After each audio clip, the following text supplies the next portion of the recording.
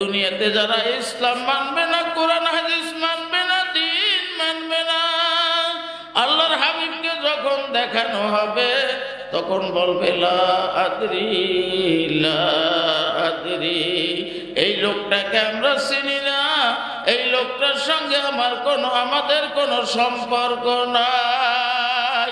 সঙ্গে সঙ্গে কবরের সঙ্গে জাহান্নামের সঙ্গে একটা সুরাগ হয়ে যাইবে। জাহান্নামের আগুন আসে, সম্পূর্ণ কবরটা জাহান্নামের আগুনে ভরপুর হয়ে যাবে। আল্লাহর হাবিব ফরমান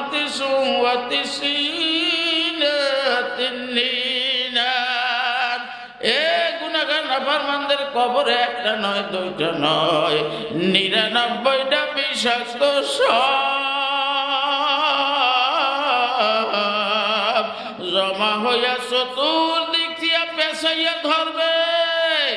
একটা সাপে ধরলে, দুইটা সাপে ধরলে, 5টা ধরলেও পেছ ছাড়ানো যায়। 99টা সাপে যখন জড়াইয়া ধরবে, ওই সাপের পেছ ছাড়াবার চেষ্টা করবে।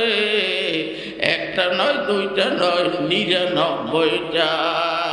কিয়ামত পর্যন্ত একদিক দিয়ে সাপে দংশন করতে থাকবে, অপর দিক দিয়ে জাহান্নামের আগুনে জ্বলতে থাকবে।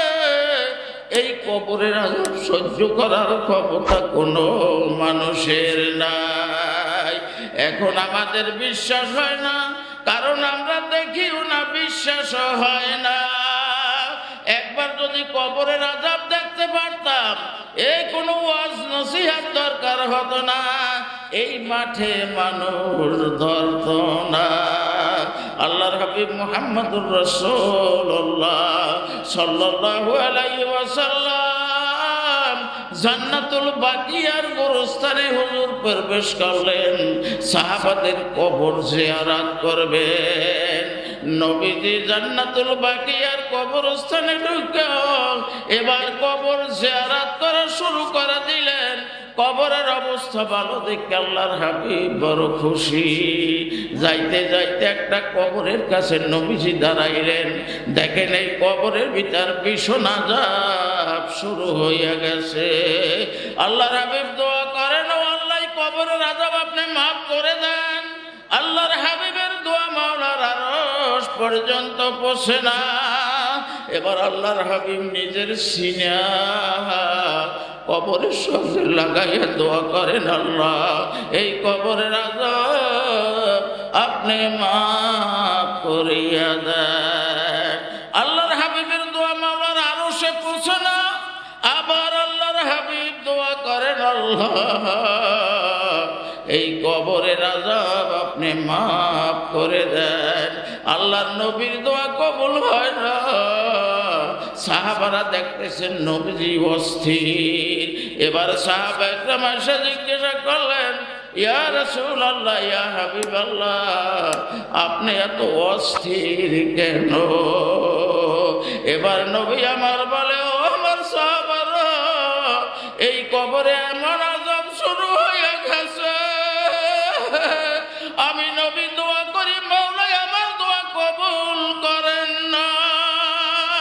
তোমরা তাড়াতাড়ি মদিনার বাজারে গিয়া ডান্ডারা পিড়িয়া জানাইয়া দাও, এই জান্নাতুল বাকিয়ার ভিতর যত কবর আছে তাদের ওয়ারিস যারা, তারা যেন কবরের কাছে দাঁড়ায়। ডান্ডারা পিড়াইয়া দেওয়া হইল। ওয়ারিসেরা যার যার কবরের ওয়ারিস তার কবরের কাছে দাঁড়াইল। যেই কবরে আযাব হইতেছে ওই কবরের কাছে কেউ দাঁড়ায় না। এবার আল্লাহর হাবিব আরো চিন্তিত হয়ে গেলেন, হায় হায়, সমস্ত কবরে ওয়ারিস দাঁড়াইল, যেই কবরের জন্য দোয়া করলাম এই কবরের কাছে কেউই দাঁড়ায় না। কিছুক্ষণ পরে দেখা গেল এক মহিলা, বৃদ্ধা মহিলা লাঠি বর দিতে দিতে কবরের কাছে এসে দাঁড়াইল। আল্লাহর হাবিব জিজ্ঞাসা করে, মা এই কবরটা কার? বলে ইয়া রাসূলুল্লাহ ইয়া হাবিবাল্লাহ এই কবর আমার ছেলের। দয়ার নবী বলেন আপনার ছেলের কবরে এমন আযাব শুরু হয়ে গেছে আমি নবী দোয়া করি মাওলার আরশে পৌঁছে না। আপনি একটু আপনার সন্তানের জন্য দোয়া করেন মাওলাই যেন তাকে মাফ করিয়া দেয়। এবার মা জবাব দেয় ইয়া রাসূলুল্লাহ ইয়া হাবিবাল্লাহ সত্যই কি আমার ছেলের কবরে আযাব হয়? আল্লাহর হাবিব বললেন মা সত্য, কোনো সন্দেহ নাই।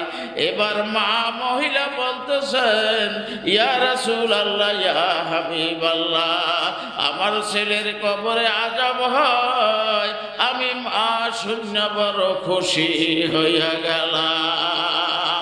আল্লাহর হাবিব আরো চিন্তিত হইয়া গেলেন সন্তানের কবরে আযাব হয় মা খুশি হয়, এই কি আশ্চর্য ব্যাপার।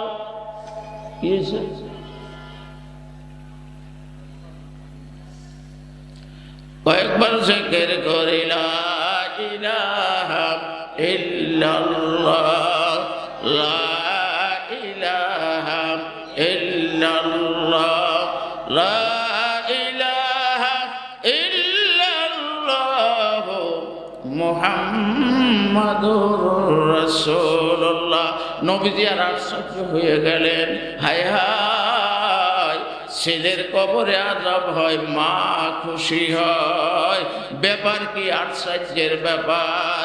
এবার নবীজি জিজ্ঞাসা করে মা কি ব্যাপার, আপনার সন্তানের কবরে আযাব হয় আপনি খুশি হয়ে গেলেন, কি ব্যাপার? বলে ইয়া রাসূলুল্লাহ ইয়া হাবিবাল্লাহ এই সন্তান যখন আমার গর্ভে ছিল আমি গরিব মানুষ, এই ওর বাবা ইন্তেকাল হয়ে গেল, এখন আরব দেশ এই সন্তানকে কিভাবে লালন পালন করব? আমি খুরমা খয়রাত করে লালন পালন করে ওর যখন বয়স হয়ে গেল বিবাহ করাইয়া দিলাম। বিবাহের পরে ইয়া রাসূলুল্লাহ ইয়া হাবিবাল্লাহ আমার ছেলে আমার কোনো কথাই শোনে না। ও দয়ার নবী একদিন ওই পুত্রবধূ আমার ছেলের কানে কানে কি যেন বলল, তখন আমার ওই ছেলে একটা লাঠি হাতে নিয়ে আমার পিঠের উপরে এমন পিটান পিটাইল, নবীজি এখনো পর্যন্ত আমার পিঠে দাগ দেখা যায়। সেই দিন আমার মাওলার কাছে বলছি ও আল্লাহ ও তো আমার সন্তান, ও অন্যায় করেছে আমাকে প্রহার করেছে, এর শাস্তি যদি আপনি এই দুনিয়ায় দেন আমি মা দেখে সহ্য করতে পারবো না। যাদের সন্তান আছে তারা বোঝে সন্তানের কি মায়া। এ মহিলা কান্দের বলে হুজুর আমি সেই দিন বলছি ও আল্লাহ আমার ছেলে যে আমাকে এমনি ভাবে পিটাইল, মাবুদ দুনিয়ায় বিচার চাই না, ওর কবরে আপনি বিচার করিয়েন। আমার মতো আদম মা, আমার মতো সাধারণ মা, আমার মতো মূর্খ মায়ের দোয়া যে আমার মাওলা কবুল করছেন, এই জন্য আমি বড় খুশি হইয়া গেলাম। আল্লাহ আমাদেরকে দুইটা জিনিস দ্বারা বানাইছে, একটা হইল শরীর আর একটা হইল রূহ। শরীরের যেরকম চক্ষু আছে রুহুরও চক্ষু আছে। শরীরের চক্ষু দিয়া যেরকম দুনিয়ার সব কিছু দেখা যায়, ওরে রুহের চক্ষু দিয়া আখিরাতের গোপন জিনিস দেখা যায়। যাদের রুহের চক্ষু খোলা কবরের কাছে দাঁড়াবার সঙ্গে সঙ্গে কবরের অবস্থা দেখতে পায়। করেন আল্লাহ, আমি যেরকম গোপন চক্ষু দিয়া, রুহের চক্ষু দিয়া কবরের আযাব দেখতেছি, ওই মহিলারও রুহের চক্ষু দুইটা খুলিয়া দেন। নবীর দোয়ার সঙ্গে সঙ্গে কবুল হইয়া গেল। এবার দয়ার নবী দোয়া করলেন, মহিলার রুহের চক্ষু মাওলাই খুলে দিল। ওই মহিলা কবরের দিকে তাকাইয়া কবরের অবস্থা দেখে জোরে চিৎকার মারিয়া বেহুশ হইয়া জমিনে পড়ে হাবুডুবু খায় আর বলে, ইয়া রাসূলুল্লাহ, ইয়া হাবিবাল্লাহ, মানুষের কবরে যে এইরকম আযাব হবে।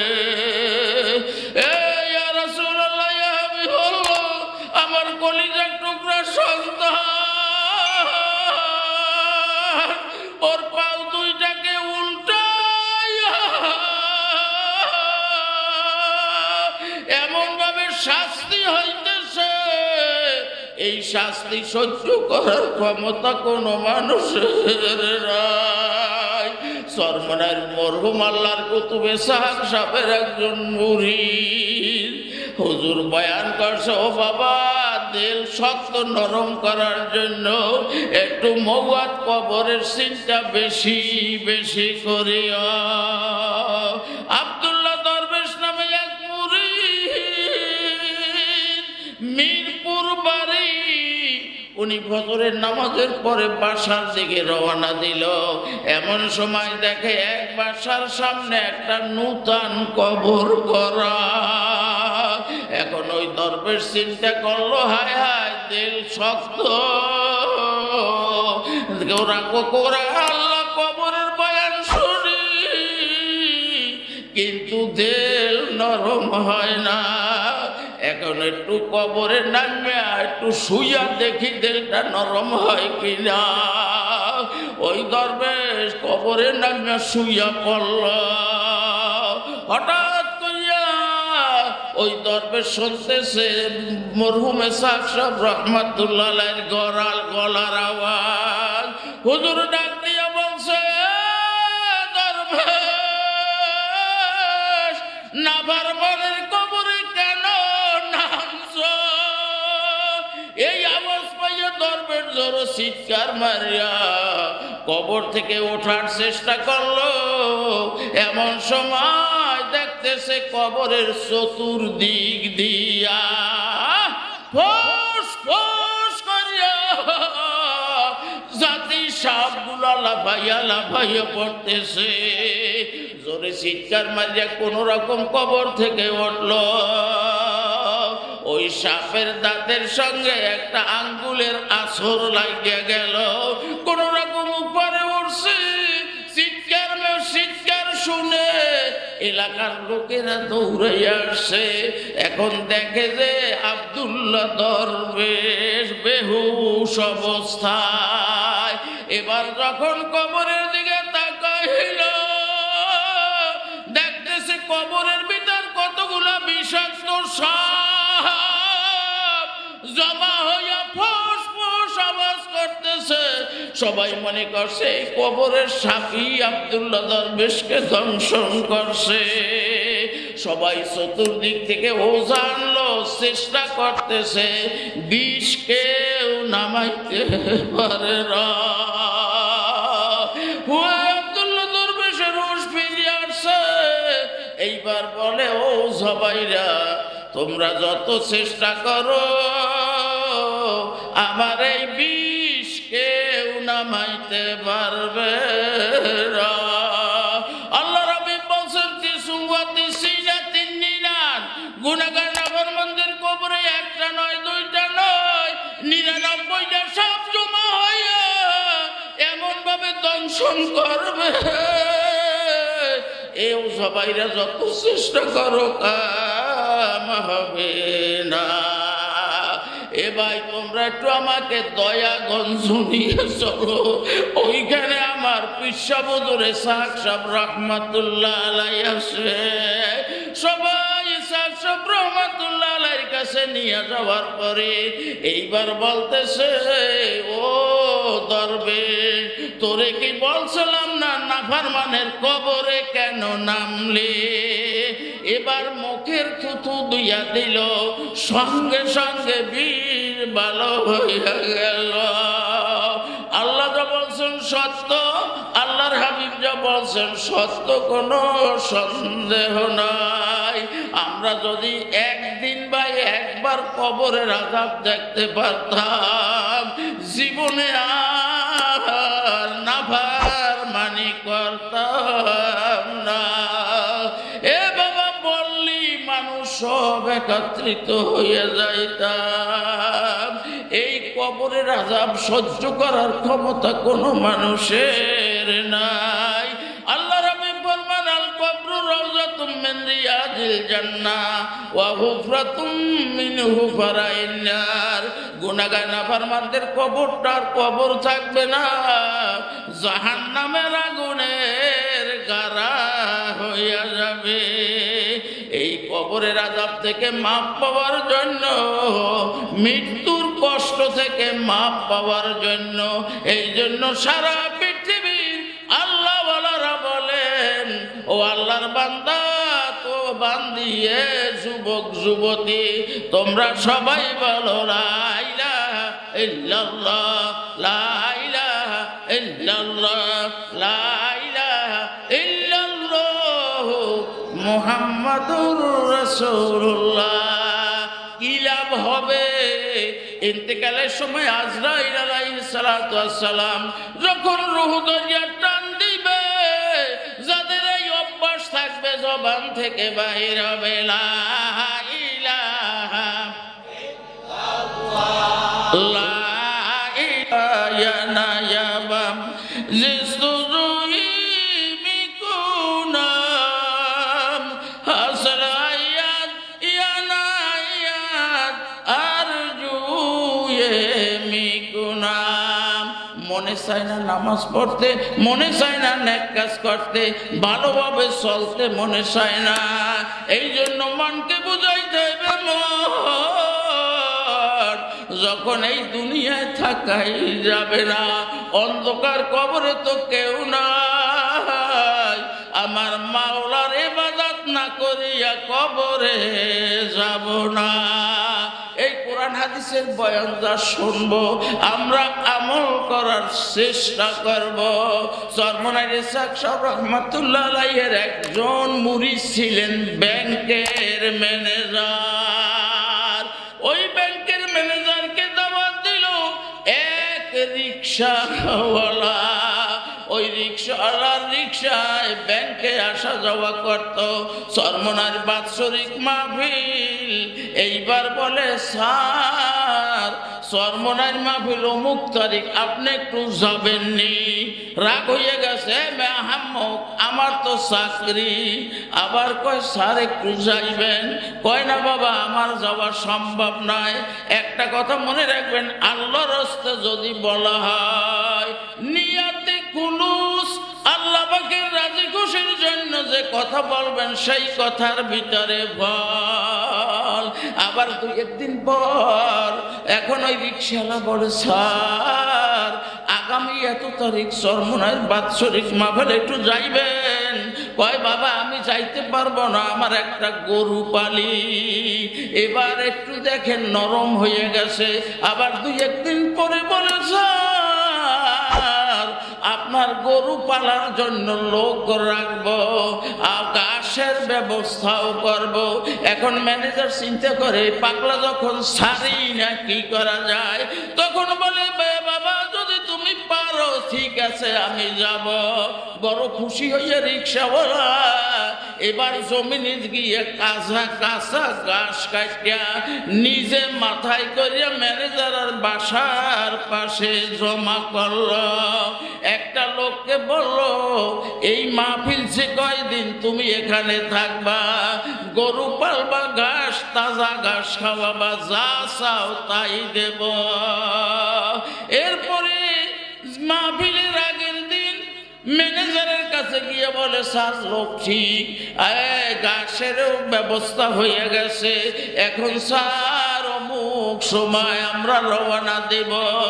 ম্যানেজার এখন কি করবেন? ঠিক আছে বাবা। পরের দিন আসলো ম্যানেজারের বিছনা বেডিং নিয়া, এবার লঞ্চে গিয়া ফার্স্ট ক্লাসে বসাইয়া দিয়া, এখনো রিক্সাওয়ালা আল্লাহর পাগল লঞ্চের পিছনে গিয়া কান্দে আর বলে, ও আমার মাওলা, আমার কাজ আমি করলাম, আপনার কাজ আপনি করিয়ে।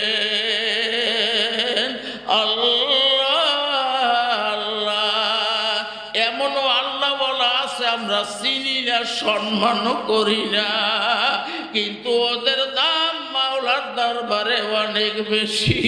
ওই পাগলা মাওলার দরবারে কান্দে, চোখের পানি মাওলার দরবারে কবুল হয়ে গেছে।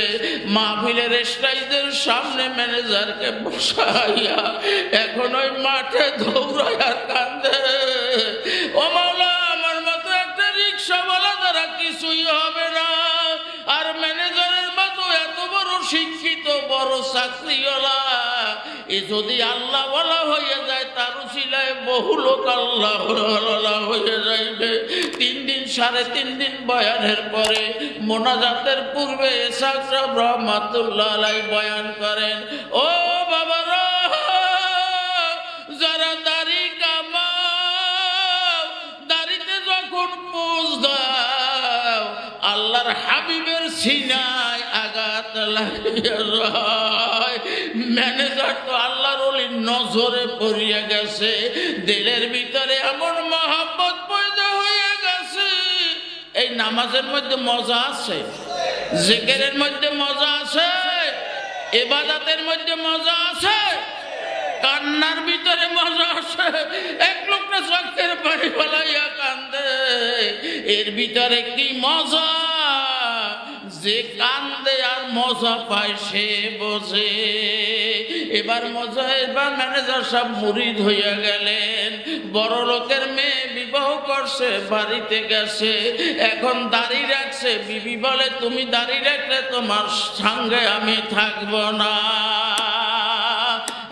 কি মজা পাইল! বিবির মজার চেয়েও সুন্নতের মজা, নবীর লেবাসের মজা। এখন বলে, বিবি তুমি যদি না থাকো আমার কোনো আপত্তি নাই, আমি আল্লাহর হাবিবের সিনায় আঘাত দিতে পারবো না। বিবি চলিয়া গেল, স্বামীর বাড়িতে আসে না। একদিন 2 দিন নয়, 3 বছর হয়ে গেল। যুবক ম্যানেজার তালাকও দিতে পারে না, অনেক টাকা মহারানা, নানা শ্বশুর একজন ব্যারিস্টার। মাওলার খেলা, মাওলার পরীক্ষা, এমন পরীক্ষা শুরু হইল। এবার ওই জিকির আজকার করে, নামাজ পড়ে, সুন্নাত আমল করে, এই নেকে যে কি মজা! এখন বিবির মজার চেয়ে এর মজা বেশি। এরপরে 3 বছর পরে চরমনাই আসছে, ইসহাক সাহেব রহমাতুল্লাহ আলাইহি ডাক দেশে, ও বাবা ম্যানেজার, তোমার কি খবর? বলে, হুজুর আমার কোনো খবর এখনো হয় নাই। হুজুর এখন পরীক্ষা করার জন্য বলে, বাবা তুমি তো যুবক মানুষ, একটু দাড়িটারে কামাই হলো, বিবিকে বুঝাইয়া শুনাইয়া ঠিক করিয়া লবা। কেমন মজা! ম্যানেজার 2 চোখের পানি ফেলাইয়া কান্দে আর বলে, আমার হুজুর, আমার জীবন বড় যদি বিবি ছাড়া থাকতে হয়, আমি দয়াল নবীর সিনায় আঘাত দিতে পারবো না। ইসহাক সাহেব রহমাতুল্লাহ আলাইহি ম্যানেজারের চোখের পানি দেখা হুজুর 2 চোখের পানি সাজিয়ে কান্না শুরু করলেন আর বললেন, বাবা যাও, তোমাকে আমি দোয়া করে দিলাম। একটা কথা মনে রাখবেন, ইত্তাকু ফিরাসাতাল মুমিনে ফা ইন্নাহু ইয়ানজুরু বিনুরিল্লাহ। আল্লাহর হাবিব ফরমান, খবরদার সাবধান, আল্লাহর ওলি আল্লাহর বন্ধুদের সঙ্গে বেয়াদবি করবে না। আল্লাহর ওলিরা যখন নজর করে তখন তারা মাওলার নূর দিয়া দেখে। আল্লাহর ওলিদের দোয়া সরাসরি মাওলার দরবারে কবুল হয়ে যায়। এ ম্যানেজার, তুমি তাড়াতাড়ি বাড়ি চলে যাও। যখন ম্যানেজার সাহেবকে হুজুর বলেন বাড়াই তাড়াতাড়ি চলে যাও, ম্যানেজার সাহেব ওইখান থেকে উঠে বাড়ি রওনা দিল। বাড়ির কাছে যখন গেল কিছু লোক দৌড়ে আসে, ও ম্যানেজার সাহেব, আপনার বিবি আপনার বাড়ি এসে গেছে। এ বিবি, হুজুরের দোয়া, আল্লাহর দয়া। বিবি বাবার বাড়ি বইয়ে অস্থির হয়ে গেছে। এ কি আসো, আমাকে তাড়াতাড়ি আমার স্বামীর বাড়ি নিয়ে যাও। স্বামীর বাড়ি নিয়ে গেল, আর ম্যানেজার সব বাড়ির ভিতরে গেল।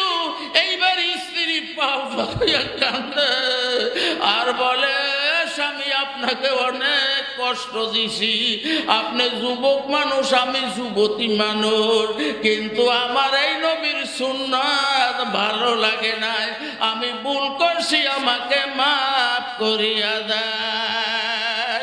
এ ম্যানেজার আল্লাহ বলা হয়ে গেল, আর বিবিও আল্লাহ বলা হয়ে গেল। এই জন্য মাওলাকে ধরার মতো ধরা লাগবে।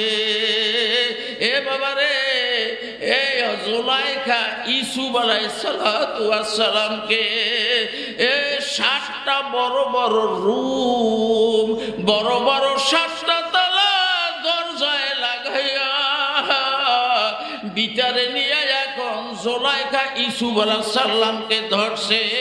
এ নবী ইউসুফ, আজকের যে তোমার যাওয়ার উপায় নাই। এবার ইউসুফ আলাইহিস সালাম চিন্তা করলেন, আমাকে যেখানে জুলাইখা ধরছে সেখান থেকে ওই দরজা পর্যন্ত একটু ফাঁকা আছে, আমার মাওলাই তো আমার দিকে চাইয়া রয়েছে। মাওলাই যদি জিজ্ঞাসা করে, হে ইউসুফ, তোমার সামনে যতটুকু জায়গা ছিল কেন চেষ্টা করো না? একটা কথা মনে রাখবেন, যত বিরোধিতা করেন, যত টিটকারি করেন, কাম হবে না। ওয়াটার প্রুফ গড়ি, এই গড়ি হাতে দিয়ে উজুও করা যায়, গোসলও করা যায়, পানির ভিতরেও রাখা যায়, কিন্তু ওর ভিতরে পানি ঢোকে না। এ কথা ঠিক। আল্লাহ যারা, আল্লাহর বন্ধু যারা, আল্লাহ এমন ভাবে তাদেরকে বন্ধু হিসাবে কবুল করছে, গুনাহ আসলেও তার ভিতরে গুনাহ ঢুকতে পারে না। ইউসুফ আলাইহিস সালাম চিন্তা করলেন, আমার মাওলায় তো আমার দিকে চাইয়ে রয়েছে, মাওলায় তো দেখতেছে, আমার শক্তি আছে দরজা পর্যন্ত দৌড়াইয়া যাওয়ার। এবার মাওলার খেয়ালে দরজার দিকে যখন দৌড় দিল, দৌড় দেওয়ার সঙ্গে সঙ্গে টাস টাস করিয়া 7টা তালা খুলিয়া গেল। জুলাইখা পিছন থেকে জামা ধরলো, জামা ছিঁড়িয়া গেল। আল্লাহর বন্ধুকে আল্লাহ হেফাজত করলেন। আমার মাওলাকে যদি ধরার মতো ধরা যায়, খাস তওবা করিয়া, আল্লাহ জীবনে কত অন্যায় করছি, কত ভুল করছি, আজ কোরআন হাদিসের মজলিস আসছে, আমরা গুনাহগার, আপনার কাছে মাফ চাই, আপনি আমাদের জীবনের সব গুনাহ মাফ করিয়া দেন।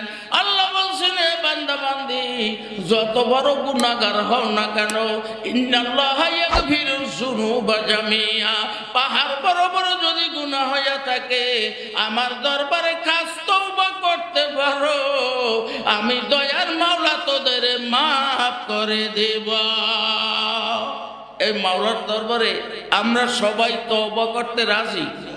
কে কে রাজি একটু দেখি। আল্লাহুম্মা আমিন। হাত নামায়। এই যুবক বাবা, কোনো উশি নেই, খেয়ালই নেই। দরজওয়ানি তওবা করদান শিয়ায়ে পয়গম্বরি অক্তে পীরি গেরগে জালেম মিশাওয়াত পরহেজগারি। যুবক বয়সে তওবা করা পয়গম্বরের খাসলাত। কিয়ামতের ময়দানে কোনো ছায়া নাই।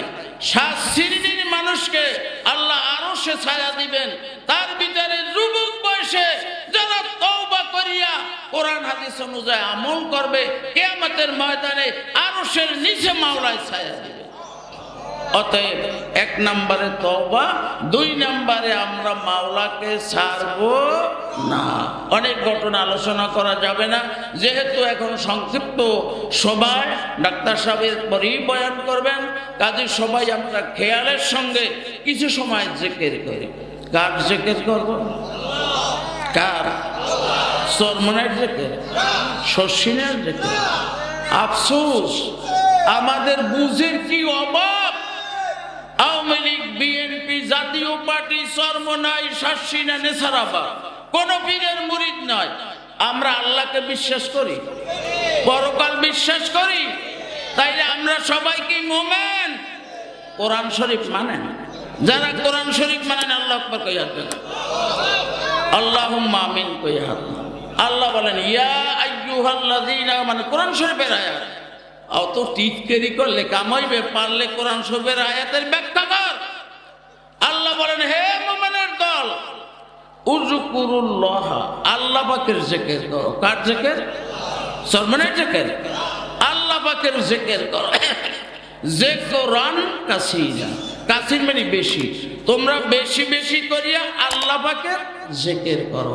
এক হাদিসে আছে, যারা বেশি বেশি করে আল্লাহ পাকের জিকির করবে, কিয়ামতের ময়দানে বিনা হিসাবে হাসতে হাসতে মাওলার বেহেশতে চলে যাবে। আমরা চক্ষুটাকে বন্ধ করিয়া মনের বোঝাই, মন এই দুনিয়ায় যখন থাকাই যাবে না, অন্ধকার কবরে মাওলা আপনি ছাড়া যখন কেউ খবর নিবে না, ও মাওলা আপনাকে এমন ভাবে ধরব, আপনার ইবাদত এমন ভাবে করব, আপনার জিকির এমন ভাবে করব, ও দয়ার মাওলা আপনাকে আমরা ছাড়ব না। লা ইলাহা ইল্লাল্লাহ